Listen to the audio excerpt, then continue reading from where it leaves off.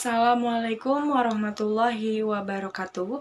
Saya Diana Latifariani dari Prodi Akuntansi Universitas Pancasakti Kampus D. Di sini saya akan membahas materi tentang laporan keuangan untuk memenuhi tugas akhir semester mata kuliah pengantar akuntansi dengan dosen pengampu Ibu Nurhayati SPD MPD. Laporan keuangan adalah sebuah catatan informasi keuangan suatu perusahaan dalam satu periode tertentu yang dapat digunakan untuk menggambarkan situasi kinerja perusahaan tersebut. Laporan keuangan yang terdiri dari laporan laba rugi, laporan perubahan modal, neraca, dan juga laporan arus kas. Di sini saya akan membahas laporan laba rugi, laporan perubahan modal, dan juga neraca.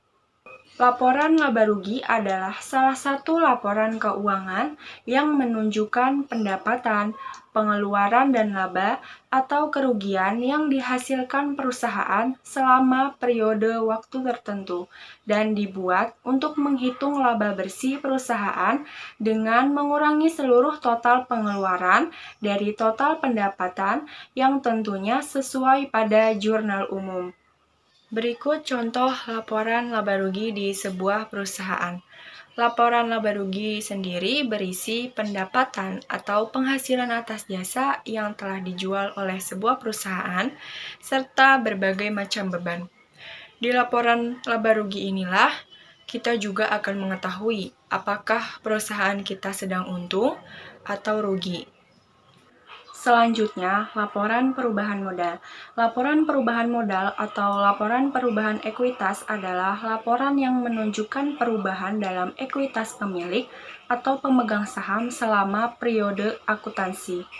Berikut contoh laporan perubahan modal dari sebuah perusahaan, yang terdiri dari modal awal, laba bersih, yang didapat dari laporan laba rugi sebelumnya, prive pengambilan pribadi, penambahan modal, dan juga modal akhir. Laba bersih dikurangi dengan prive, menghasilkan penambahan modal, dan modal awal ditambah dengan penambahan modal, jadinya modal akhir. Dan yang terakhir adalah neraca atau balance sheet.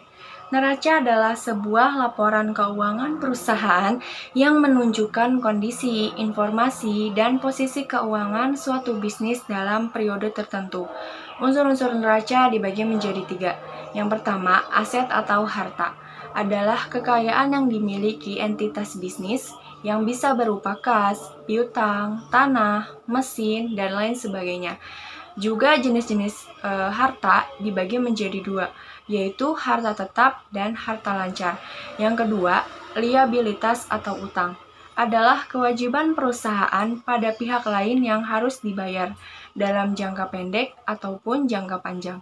Liabilitas pun dibagi menjadi 2, yaitu liabilitas jangka pendek dan liabilitas jangka panjang. Dan ketiga, ekuitas atau modal adalah uang atau barang yang digunakan sebagai dasar untuk menjalankan pekerjaan. Ekuitas merupakan selisih aset dikurangi dengan liabilitas, sehingga seringkali disebut sebagai aset bersih.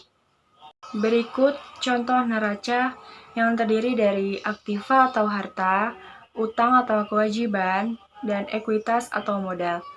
Aktiva terdiri dari aktiva lancar dan aktiva tetap, serta jika ada penyusutan mesin, penyusutan gedung juga termasuk ke dalam aktiva. Di pasiva terdapat utang lancar dan utang jangka panjang. Utang jangka panjang merupakan utang yang bisa dibayar dalam waktu kurun yang lama. Dan terakhir ada ekuitas yang terdiri dari modal, modal akhir, dan juga laba ditahan. Sekian pembahasan materi tentang laporan keuangan dari saya. Kurang lebihnya mohon maaf. Wabillahi taufiq wal hidayah. Wassalamualaikum warahmatullahi wabarakatuh.